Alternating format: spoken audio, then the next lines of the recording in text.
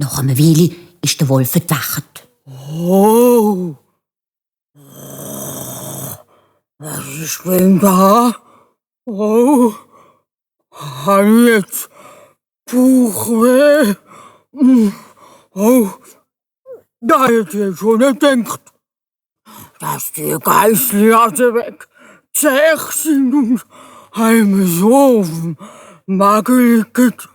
Oh, ich muss mal Wasser trinken. Vielleicht besser als der. Oh, ich kann fast nicht stehen. Oh, mein Bauch. Er rappelt sich auf und watschelt zum Brunnen.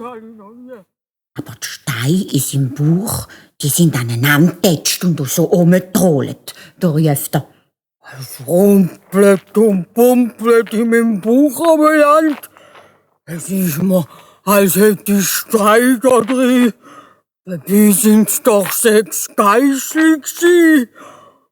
Oh, jetzt muss ich auch noch auf den Brunnen aufklettern. Aber wo er sich gebückt hat zum Trinken, da haben die schweren Steine abgezogen.